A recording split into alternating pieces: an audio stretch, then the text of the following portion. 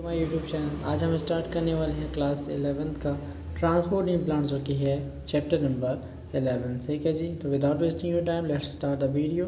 तो transport in plants होता क्या है कि जाइलम और फ्लोएम जो होता है ना, जिससे कि वाटर, ठीक है, वाटर है ना, और फूड जो है वो ट्रांसपोर्ट होता है। तो उसी के बारे हम वो कैसे ट्रांसपोर्ट होता है ना, कौन कौन सी टेक्निक होती है जिसके तहत वो प्लांट में एक जगह से दूसरी जगह जाता है, उसे हम इस चैप्टर में पढ़ने वाले हैं। क्लियर है जी। और कुछ एमसीक्यू क्वेश्चंस भी डिस्कस करेंगे जो कि नीट में आ सकते हैं। चलो जी, देखो ध्यान से, ठीक है जी। तो in flowering plants the substance like water and minerals, nutrients, organic nutrients, plant growth regulators are transported over a small distance, move by diffusion और by cytoplasmic streaming through active transport. ठीक है, और transport over longer distance proceed through the vascular system, xylem और phloem is called translocation. देखो जी, simple सी चीज़ बोल रहा है कि प्लांट में जो ट्रांसलोकेशन होता है फूड का, है ना, स्मॉल डिस्टेंस, हाँ, स्मॉल डिस्टेंस का ट्रांसपोर्ट होता है, वो किससे होता है? डिफ्यूजन से या साइटोप्लाज्मिक स्ट्रीमिंग से।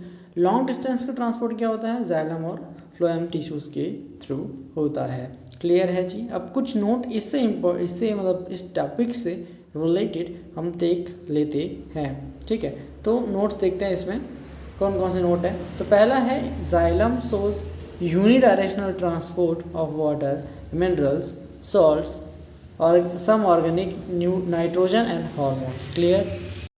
देखो जी, इस चीज़ को भी नीट में पूछा गया, मानोगे नहीं लेकिन हाँ पूछा ज़रूर गया है कि जाइलम जो है यूनिडायरेक्शनल होता है। क्या क्या चीज़ को ट्रांसपोर्ट करता है? वाटर को, मिनरल सॉल्ट्स को, some organic nitrogen and hormones को। डायरेक्टली क्वेश्चन दिखा दूंगा आपको, टेंशन मत लो। जो फ्लोएम जो होता है वो बाईडायरेक्शनल होता है, यानी कि ऊपर भी और नीचे भी शो करता है। ठीक है, मतलब कि ट्रांसपोर्ट करता है जी। देखो, मान लो ये रूट है, ठीक है, रूट है नीचे और ये प्लांट है। ओके, तो नीचे रूट से ऊपर की तरफ ये क्या है? जाइलम ट्रांसपोर्ट करेगा। और सिंथेसिस फूड का काम होता है लीव्स में, तो यहाँ पे बनेगा और यहाँ ऊपर की तरफ और नीचे की तरफ फ्लोएम ट्रांसपोर्ट करेगा, इसलिए इसको हम इसका क्या बोलते हैं? बाईडायरेक्शनल। ठीक है, और ये सैप का ट्रांसपोर्ट करते हैं। सैप मतलब होता है वाटर प्लस सुक्रोज। सुक्रोज जो होता है वही फूड होता है प्लांट्स में। क्लियर। जैसे हमें ग्लाइकोजन या ग्लूकोज होता है, वैसे ही सुक्रोज होता है प्लांट्स में। क्लियर। चलो जी, अब देखो मीन्स ऑफ ट्रांसपोर्ट करते हैं, है ना। मीन्स ऑफ ट्रांसपोर्ट यानी कि ट्रांसपोर्ट के मेथड कौन कौन से हैं? जैसे सिंपल डिफ्यूज़न, फैसिलिटी डिफ्यूज़न, है ना, ये सारी चीज़ें एक बार देख लेते हैं। क्लियर। चलो, तो सबसे पहला है सिंपल डिफ्यूज़न। ये क्या होता है? Diffusion is the net movement of anything generally from region higher concentration to lower concentration. It is passive transport. Simple diffusion क्या है? सबसे पहले तो पैसिव ट्रांसपोर्ट है। ठीक है, ये कैसा डिफ्यूजन होता है? ये नेट मूवमेंट होता है किसी भी मॉलिक्यूल का जो कि हायर कंसंट्रेशन से लोअर कंसंट्रेशन की तरफ जा रही है, और इसे हम पैसिव ट्रांसपोर्ट कहते हैं। तो रेट ऑफ डिफ्यूजन कभी कभी पूछ लेगा पेपर में। सिंपल डिफ्यूजन का रेट क्या होता है? सबसे ज़्यादा गैसेस डिफ्यूजन होगा, फिर लिक्विड, फिर सॉलिड। ठीक है। सेकेंड जो है वो है फैसिलिटेटेड डिफ्यूजन। ये क्या होता है? It is also type of simple diffusion and molecules move from higher concentration to lower concentration. उसमें क्या था? उसमें भी हायर कंसंट्रेशन से लोअर कंसंट्रेशन में जा रहा था, इसमें भी हायर कंसंट्रेशन से लोअर कंसंट्रेशन आ रहा है, क्योंकि ये डिफ्यूजन है।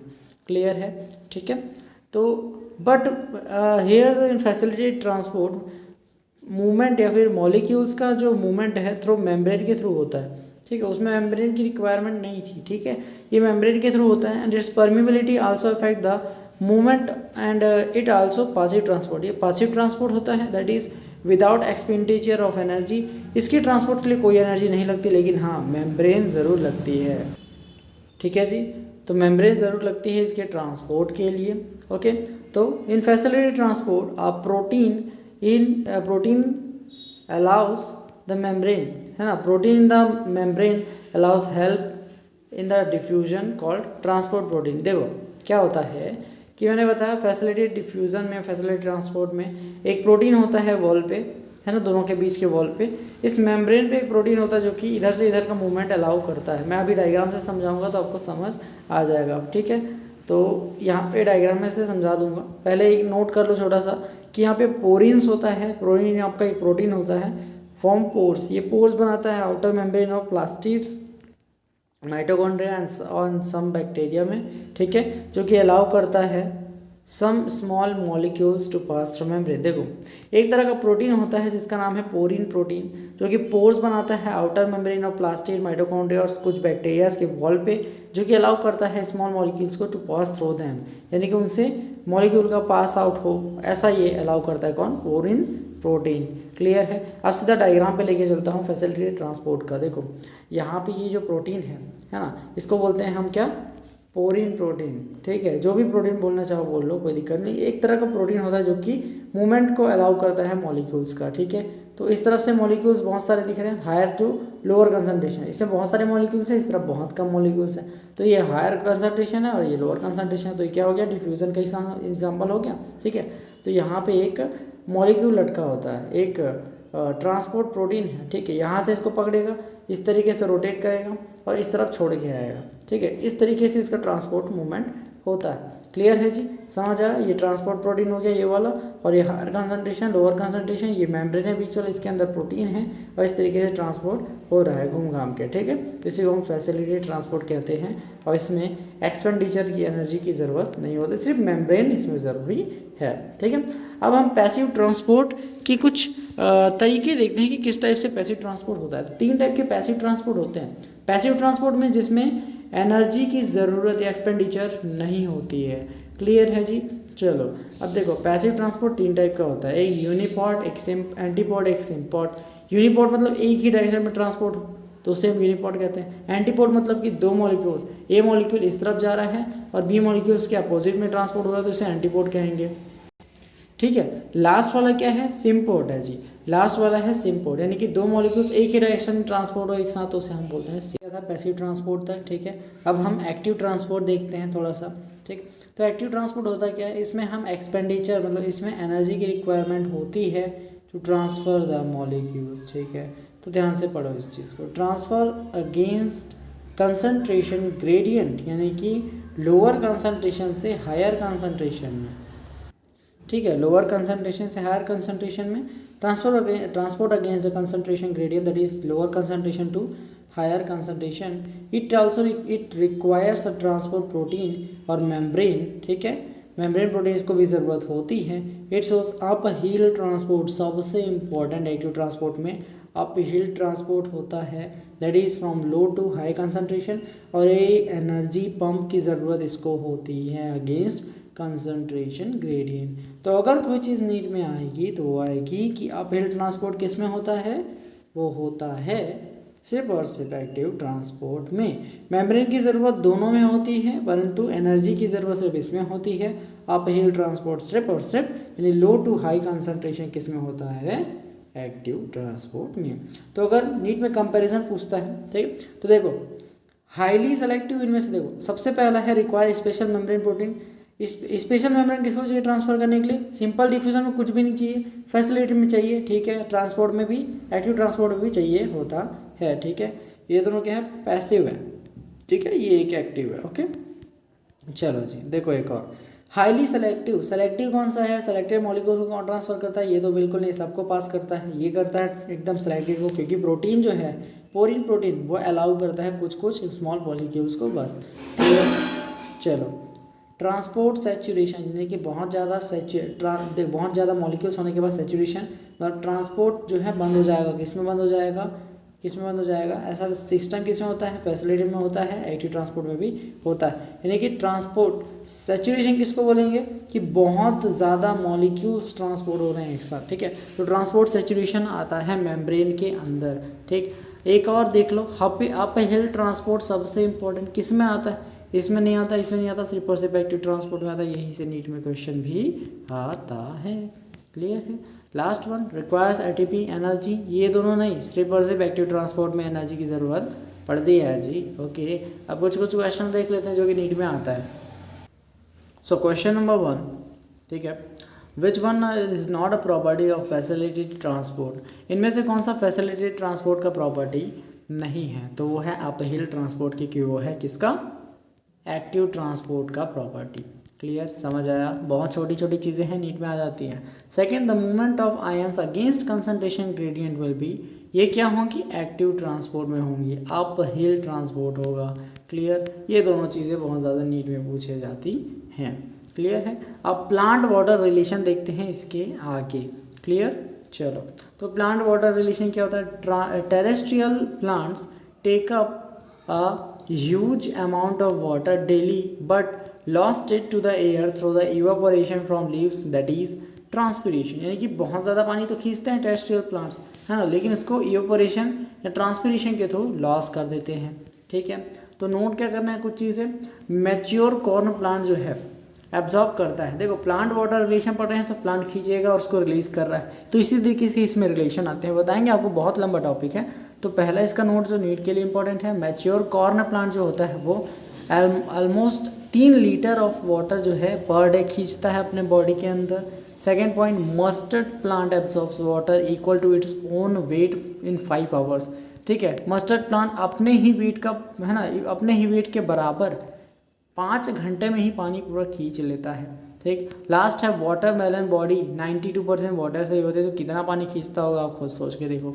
ठीक है, अब यहाँ पे कुछ इंपॉर्टेंट पॉइंट्स है जो कि प्लांट वाटर रिलेशनशिप से लिए गए हैं, मतलब जो कि नीट के लिए इंपॉर्टेंट है, तो आपको ये पढ़ना बहुत ज़्यादा ज़रूरी है। तो प्लांट वाटर रिलेशनशिप से कुछ इंपॉर्टेंट पॉइंट्स देखते हैं। Important points, water potential denoted by, है ना, इसको क्या बोलेंगे, साई, है ना, साई बोलेंगे, कोई दिक्कत नहीं। कुछ और बोलना चाहो वो भी बोल लो, एक साइन होता है। ठीक, इस साइन को बोलते हैं साई, PSI। पी साइलेंट है, आपको पीसाई भी बोलना है, पीसाई भी बोल लो। ठीक है, ईसाई बोलना है, ईसाई बोल लो जी, कोई दिक्कत नहीं है। तो वाटर पोटेंशियल डिनोट किया जाता है साई से। ठीक है, कोई सेल कितना वाटर स्टोर कर सकता है ना, कोई भी सेल, सपोज करो, मान लो मेरा इतना छोटा सा मुंह है और इतना छोटा सा पेट है। ठीक है, तो कितना पानी पी सकता हूँ, ये मेरी वाटर पोटेंशियल है। क्लियर, वैसे ही एक सेल है तो अपने अंदर कितना वाटर खींच सकता है, इसी को वाटर की पोटेंशियल कहते हैं उस सेल की। क्लियर है जी, एकदम सिंपल है। ठीक, तो water potential denoted by Sai, ये मेजरमेंट है, साई से इसको डिनोट करते हैं। ठीक है, तो दूसरा क्या है पॉइंट, किसी सेल में कितना सॉल्यूट आ सकता है ना, उसको सॉल्यूट पोटेंशियल कहते हैं। कितना वाटर आ सकता है किसी के अंदर, देखो मैं कितना खा सकता हूँ सॉलिड पार्टिकल्स को, तो ये मेरी सॉलिड पोटेंशियल है। कितना पानी पी सकता हूँ, ये मेरी वाटर पोटेंशियल है। एकदम क्लियर, सेल का भी सेम होता है, कितना पानी पी सकता है वो वाटर पोटेंशियल, कितना ज़्यादा सॉल्यूट खा सकता है वो सॉलिड पोटेंशियल, उसको हम साई S से डिनोट करते हैं, और साई W से किसको, वाटर पोटेंशियल को। ठीक है, नॉर्मल साई से भी डिनोट कर देते हैं, कोई दिक्कत नहीं है। अब देखो लास्ट वाला, pressure potential denoted by Sai P। ये क्या होता है, सेल की वॉल में जितना प्रेशर सह सकती है, सेल की वॉल जितना प्रेशर सह सकती है उसी को हम प्रेशर पोटेंशियल कहते हैं। देखो ध्यान से, साई P से इसको डिनोट करते हैं। अब मान लो कोई सेल के अंदर पानी आया और ये फूल रहा है, ये क्या हो रहा है, फूल रहा है। पहले सेल इतना था, अब ये इतना हो गया, तो इसकी वॉल तो फट जाएगी ना धीरे धीरे, है ना, ऐसा पानी लेता रहेगा तो इसकी वॉल जब कितना ज़्यादा प्रेशर झेल सकती है, इसी को हम बोलते हैं प्रेशर पोटेंशियल, जिसको साई P से हम डिनोट करते हैं। आई होप आपको समझ आया होगा। अब बताता हूँ प्लांट वाटर रिलेशनशिप, जिसके लिए आप अभी तक तड़प रहे हो। ठीक है, तो वो होता है psi W is equal to psi S plus psi P, यानी कि water potential is equal to solid potential plus pressure potential is equal to what, water potential again and again. ठीक है जी, तो ये चीज़ डायरेक्ट नीट में पूछी जा चुकी है। ठीक है, अब इससे क्वेश्चंस कैसे आएंगे वो बताऊंगा। तो water of cell is affected by, है कि जो वाटर पोटेंशियल होता है ना सेल का, उसको दोनों से अफेक्ट होता है, सॉल्यूट, है ना, सॉल्यूट के कम ज़्यादा होने से और प्रेशर के कम ज़्यादा होने से उसका पोटेंशियल घटता बढ़ता रहता है। क्लियर, अब कुछ नोट जो कि नीट में इससे आ सकते हैं डायरेक्टली इनडायरेक्टली, उसको देख लेते हैं। तो पहला नोट है कि pure water has water potential 0। Always remember, क्योंकि ये नीट का क्वेश्चन है कि प्योर वाटर का वाटर पोटेंशियल 0 होता है। Very important topic, very important question, very important line of the NCERT कि प्योर वाटर का वाटर पोटेंशियल 0 होता है भाई। सेकेंड पॉइंट जो कि इंपॉर्टेंट है, other solutions have negative water potential that is less than that of the pure water. यानी कि देखो, है ना, प्योर वाटर का वाटर पोटेंशियल 0 है, बाकी सबका सॉलिड पोटेंशियल का, प्रेशर पोटेंशियल का जो ये है ना, वो नेगेटिव में जाएगा, -1 में, है ना, -2 में, ऐसा समझ रहे हो। तो क्या होगा वो, यानी कि less than that of the pure water, ये उनकी असलियत होगी या उनकी पोटेंशियल होगी। तीसरा point, solute potential is always negative. ठीक है जी, सॉलिड पोटेंशियल हमेशा नेगेटिव होगा। यहाँ पे प्रेशर पोटेंशियल को हमने पॉजिटिव माना है। क्लियर, प्योर वाटर का वाटर पोटेंशियल क्या था, 0 था। और अदर सॉल्यूशंस का यानी प्योर वाटर को छोड़ के दूसरे सॉल्यूशंस का वाटर पोटेंशियल जो है नेगेटिव में आता है। क्लियर, ठीक। सॉलिड पोटेंशियल क्या होता है, वो भी नेगेटिव होता है हमेशा, लेकिन प्रेशर पोटेंशियल हमेशा पॉजिटिव होता है। ठीक है जी, एक नेगेटिव और पॉजिटिव। तो हमारा रिलेशन है ना ये था psi W psi S plus psi P है ना, water potential is equal to solid potential plus pressure potential. अगर 1 एटमॉस्फेरिक प्रेशर में क्वेश्चन पूछा जाए नीट में, 1 एटमॉस्फेरिक प्रेशर में रिलेशन क्या होगा वाटर पोटेंशियल और सॉलिड पोटेंशियल का, तो ध्यान देना एट 1 atm यहाँ पे 1 रख दो तो solid potential is equal to water potential हो जाएगा। एकदम सिंपल है, थोड़ा सा न्यूमेरिकल भी सॉल्व किया करो, फिजिक्स का समझ आ जाएगा ऑटोमेटिक। ठीक है, यहाँ पे 1 रख दोगे दोनों बराबर आ जाएंगे। क्लियर, यानी कि बोला क्या है, solute potential are also called as osmotic potential. ये बाद में बताऊंगा आपको टॉपिक क्या होता है, बट यहाँ पे ध्यान दे रहा हो ये ऐसा इक्वेशन बन जाएगा। ठीक है, तो ये चीज़ इंपॉर्टेंट है। और दूसरा एक नोट है कि सॉल्यूट पोटेंशियल जो साई एस था उसको हम ऑस्मोटिक पोटेंशियल भी कहते हैं। अब यहाँ पे एक छोटा सा क्वेश्चन आया, छोटा सा प्यारा सा, the water potential and osmotic potential of pure water is, ये दोनों ज़ीरो होते हैं भाई, प्योर वाटर के लिए सब कुछ 0 होता है। तो आपको क्या लिखना है, 0 0। ठीक है, 0 0 हो गया। ठीक है, नोट क्या करना है, water potential and osmotic potential या solute potential of the pure water is 0। ठीक है, नीट का क्वेश्चन है, याद रख लेना प्लीज़। ठीक है, चलो जी, अब अगला टॉपिक है हमारा डिफ्यूजन प्रेशर डिफेक्ट यानी DPD, जिससे हर साल कुछ ना कुछ क्वेश्चन तो आ ही जाता है नीट में। ठीक है, उतना इम्पोर्टेंट नहीं है, लेकिन हाँ एक समय में बहुत इंपॉर्टेंट था, बहुत क्वेश्चन आते थे, अभी भी आ सकता है क्योंकि NTA वाला भरोसा नहीं है उसका। ठीक है, तो डिफ्यूजन प्रेशर डिफेक्ट क्या होता है, it determines the force with which a cell absorbs water, यानी कि ये किस फोर्स की बात कर रहा है, ये it determines the force with which a cell absorbs water, यानी कि सेल एब्जॉर्ब कर रहा है वाटर को और कौन से प्रेशर के साथ, है ना, कौन से फोर्स के साथ, उसी को डिटरमाइन करता है डिफ्यूजन प्रेशर डिफेक्ट कि कितना फोर्स कितना प्रेशर आ रहा है। क्लियर, तो DPD डिफ्यूजन प्रेशर डिफेक्ट का फॉर्मूला होता है osmotic pressure minus turgor pressure. Clear, turgor pressure मतलब देखो क्या होता है, टर्गर गार्ड सेल जानते हो ना, गार्ड सेल में है ना, गार्ड सेल में पानी आता है तो ये फूलता है, इसकी वजह से यहाँ पे प्रेशर जनरेट होता है जिसको बोलते हैं टर्गर प्रेशर, इसकी वॉल्स में प्रेशर जनरेट होता है। ठीक है, तो यही टर्गर प्रेशर कहलाती है। क्लियर, समझ आया। तो DPD क्या होती है, osmotic pressure minus turgor pressure होती है। ठीक है, और इससे क्वेश्चन आया एक छोटा सा बताऊंगा, and its flow is always from low to high pressure. ठीक है, तो अगर पूछे नीट में कि जो DPD का फ्लो है कहाँ से कहाँ रहता है, तो DPD का फ्लो रहता है from low to high always. ठीक है, high low to high pressure इसका रहता है ऑलवेज फ्लो। ठीक है, तो ये क्वेश्चन है नीट का, उसको देख लेते हैं। देखो जी, 2 सेल है। ठीक है, 2 सेल है यहाँ पे, 2 सेल A और B है।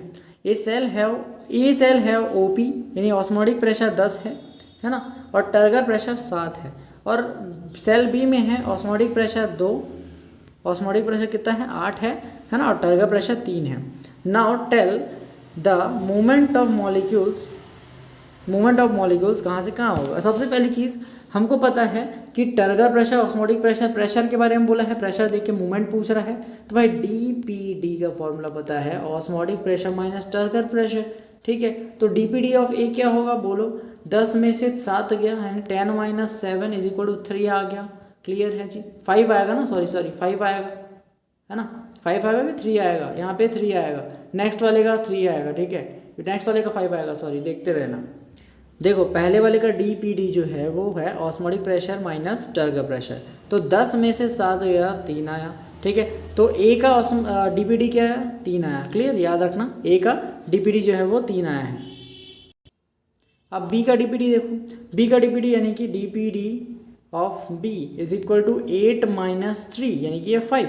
ठीक है, तो B का क्या आया 5। क्लियर है जी, यानी कि सेल A का DPD था 3 atm, सेल B का DPD था 5 atm। हम जानते हैं DPD का मूवमेंट कहाँ से होता है, लो से हाई, यानी कि 3 से 5 जाएगा मूवमेंट, है ना, 3 से 5 मूवमेंट जाएगा। इसलिए हम बोल सकते हैं बिंदास बिना हिचके कि as we know that DPD movement from low to high pressure, so movement of molecules will be from the A cell to B cell, that is from 3 atm to 5 atm pressure.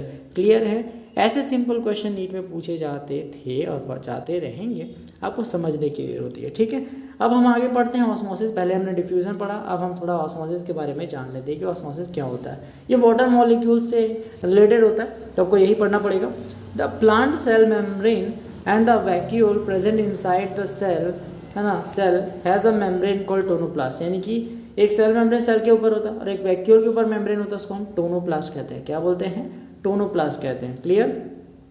Both cell membrane and tonoplast membrane are important determinants या फिर determinants of movement of molecules in और out of the cell, यानी कि जो molecules है, water molecules है, वो बाहर जाएंगे, अंदर जाएंगे, कोई भी मॉलिक्यूल अंदर जाएगा या बाहर जाएगा, डिटरमाइन करने के लिए टोनोप्लास्ट की मेम्ब्रेन और सेल मेम्ब्रेन दोनों ही डिटरमाइन करती है। ठीक है, तो यहाँ पे क्या लिखा है देखो, osmosis refers to the diffusion of water molecules across the semi permeable membrane. Osmosis का मतलब होता है डिफ्यूजन, एक तरह का डिफ्यूजन है भी, diffusion of water molecules across semi permeable membrane. एक सेमी परमिएबल मेम्ब्रेन होती है या सेलेक्टिव परमिएबल मेम्ब्रेन होती है, जिसके आसपास, है ना, इस पार से उस पार क्या होता है, वाटर मॉलिक्यूल्स का डिफ्यूजन होता है। ठीक है जी, क्लियर है?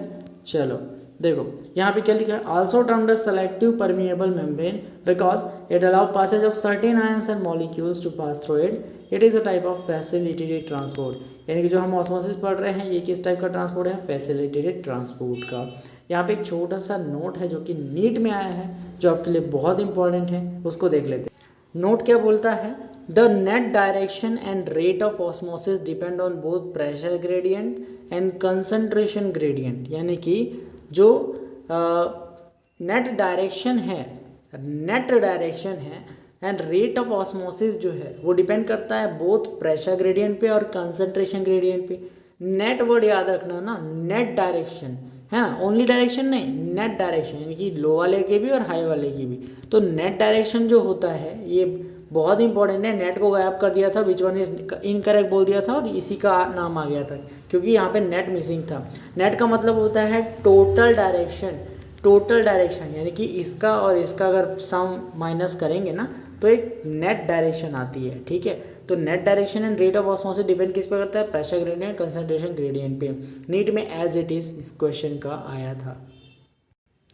अब सेकेंड पॉइंट देखते हैं एक और, ये सेकेंड नोट है, osmosis continues till equilibrium reached, both solutions have same concentration and water potential, यानी कि ऑस्मोसिस तब तक चलता रहता है जब तक कि दोनों सॉल्यूशन में, देखो एक सेमी परमिएबल मेम्ब्रेन है, यहाँ पे बहुत सारे मॉलिक्यूल्स हैं, यहाँ पे एक मॉलिक्यूल है, तो ये कब तक चलेगा इसका जो ऑस्मोसिस है? जब तक कि दोनों के तरफ है ना, दोनों तरफ क्या हो जाएगा, दोनों तरफ इक्वल मॉलिक्यूल्स नहीं आ जाते, तब तक ये ऑस्मोसिस चलती रहेगी। इसी को बोलते हैं इक्विलिब्रियम, है ना, वाटर पोटेंशियल मेंटेन होना।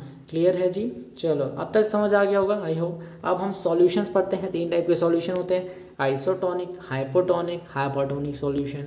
अब इसका मतलब समझ लो थोड़ा सा। देखो सपोज करो, मान लो एक सेल है ना, इसको मैंने जी कंटेनर में, ठीक है, इसको मैंने एक कंटेनर में डाला, तो ये जो साइटोप्लाज्म है इसका ये हो गया इंटरनल सॉल्यूशन, और बाहर जो सॉल्यूशन है उसको बोलेंगे एक्सटर्नल सॉल्यूशन।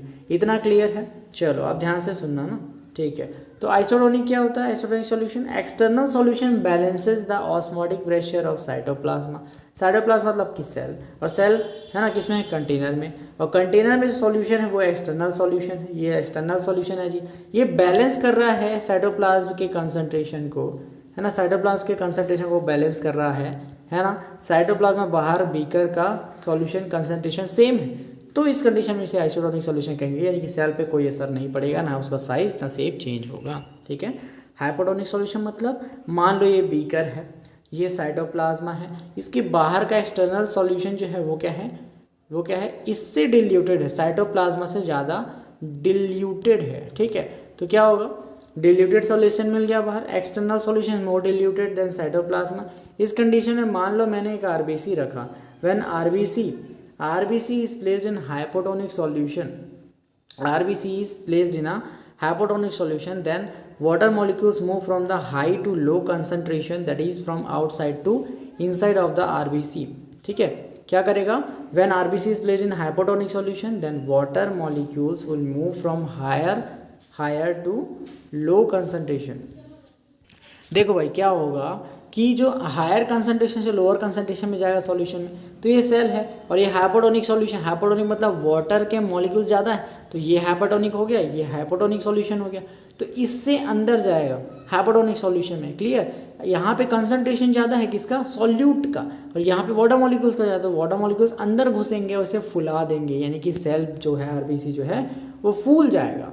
क्लियर है, किसमें, हाइपोटोनिक सॉल्यूशन में। नेक्स्ट है हाइपरटोनिक सॉल्यूशन। मान लो एक्सटर्नल सॉल्यूशन जो है ज़्यादा कंसंट्रेटेड है देन साइटोप्लाज्म, साइटोप्लाज्म वाला जो है वो क्या है, हाइपोटोनिक है, और ये हाइपरटोनिक है।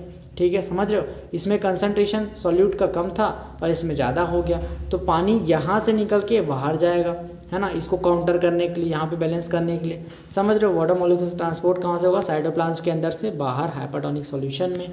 क्लियर, तो इस कंडीशन में क्या होगा, आरबीसी श्रिंक हो जाएगा, श्रिंक हो जाएगा या डाई हो जाएगा, उसी को हम प्लाज्मोलाइज्ड सेल कहते हैं, यानी कि सूख के कांटा हो जाए, पहले गोल था अब हमारा बेटा चपटा हो गया, श्रिंक हो गया, इसे प्लाज्मोलाइज्ड बोलते हैं। क्या बोलते हैं, प्लाज्मोलाइज्ड सेल बोलते हैं। ये किस में होता है, जब किसी सेल को हम हाइपरटोनिक सॉल्यूशन में डाल देते हैं। क्लियर, अब इससे रिलेटेड जल्दी जल्दी हम नोट्स पढ़ लेते हैं जो कि नीट में आते हैं। तो पहला, when RBC placed in the isotonic solution then RBC neither swollen nor shrink, it remains flaccid, that is equilibrium condition में flaccid या normal रहता है। Second point, when water moves out it first lost from cytoplasm then from vacuole।